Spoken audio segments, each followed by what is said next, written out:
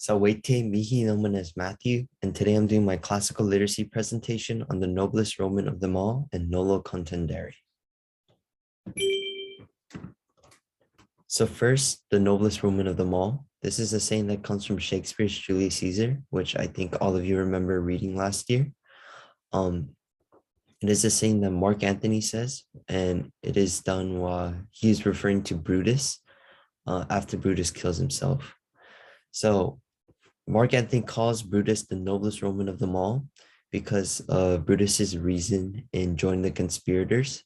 So most of the senators or the conspirators joined in killing Caesar for their own personal and jealous reasons because they were jealous of the power and fame that Caesar held.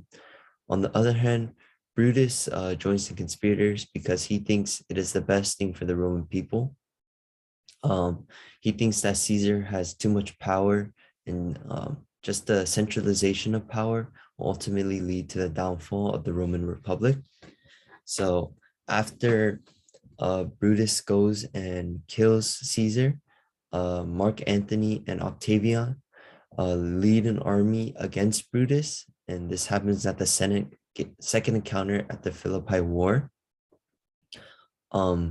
So basically, Caesar's ghost follows around Brutus, and Brutus eventually regrets killing Caesar because he thought of Caesar as a friend. And when Mark Antony and Octavian's armies eventually defeat Brutus's army, Brutus commits suicide. And this is when Mark Antony goes and praises Brutus, finds his body, and calls him the noblest Roman of them all. So our next term is Nolo Contendere, which comes from the Latin nolo, nole, nolui, which means to wish not, and contendo, contendere, contendi, and contentum, which means to contend against. So together, this phrase in English means I do not wish to contend against, which connects to its meaning. This phrase is used in judicial courts, in which a defendant, it's basically another form of a guilty plea, where a defendant has charges placed against him, but the defendant chooses not to accept or deny these charges placed against him, but does agree to take the penalty or the punishment. It is an alternative, like I said, to the guilty plea, but it ultimately leads to the same outcome because the defendant does have to go through the punishment. One pro of the nolo contendere is that this plea cannot be used as evidence in other charges or cases.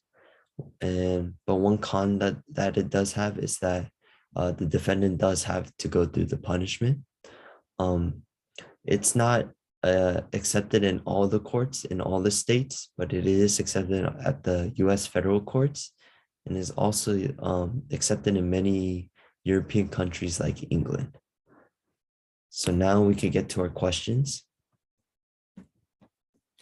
So question 1, what was the motivation of Brutus to kill Caesar? And if you answered